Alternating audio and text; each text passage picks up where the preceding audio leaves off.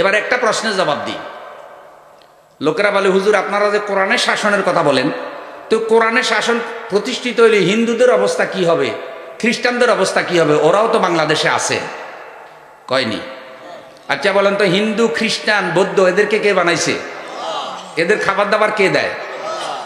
তো এরা আল্লাহর জমিনে আছে, যে কোনো অসুবিধা আছে না? তা আল্লাহ কি এদের রেজেক বন্ধ করছে? না, করে নাই। তাইলে ওরা আল্লাহর জমিনে যদি স্বাধীনভাবে থাকতে পারে, আল্লাহকে অস্বীকার করার পরে যদি এরা আল্লাহর সকল রেজেক ভোগ করতে পারে, তাহলে আল্লাহর কোরআনের আইনের অধীনেও এদের কোনো অসুবিধা হবে না।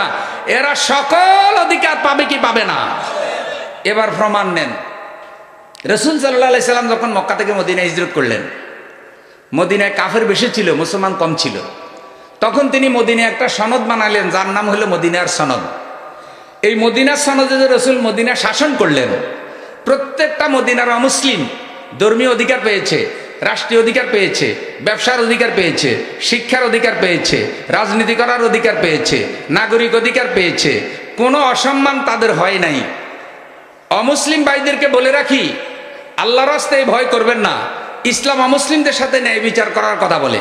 ইসলাম অমুসলিমরা বিপদে পড়লে তাদেরকে সাহায্যের সহযোগিতার পরে। ইসলাম কোনো অমুসলিমের জায়গা জমি জোর করে দখল করার অনুমতি দেয় না।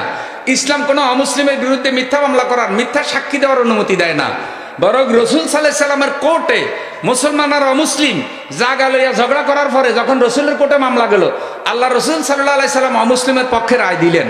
বাংলাদেশে যদি কোরআনের শাসন প্রতিষ্ঠিত হয়, অমুসলিমরা তাদের রাজনীতির অধিকার পাবে, চাকরির অধিকার পাবে, ধর্মীয় অধিকার পাবে, ব্যবসার অধিকার পাবে, শিক্ষার অধিকার পাবে, বর্তমান থেকে আরো বেশি পাবে। কারণ বর্তমানে অমুসলিমরা যাদেরকে বেশি বিশ্বাসী মনে করে, তারাই কিন্তু অমুসলিমদেরকে নিয়ে গেম খেলে, রাজনৈতিক সুবিধা হাসিল করে। এই দেশে যত মসজিদের ইমাম আছে, কোন ইমামের মালিকানায় কোনো অমুসলিমের জায়গা জমি পাইবেন না। বরং এই দেশে যারা অমুসলিমদের প্রতি বেশি হিন্দুদের প্রতি দরদি দেখায়, খোঁজখবর নিয়ে দেখেন হিন্দুদের সম্পত্তিগুলো চলে বলে কৌশলেই হয় তারা জাল দলিল বানাইয়া দখল করে, আর না হয় 100 টাকার জায়গা 10 টাকা 20 টাকা দিয়ে দলিল বানাইয়া দখল করে। ওরাই করে, ইসলামওয়ালারা কেউ করে না। চ্যালেঞ্জ, অমুসলিমদেরও আল্লাহর আইন কায়েম হলে কোনো ভয়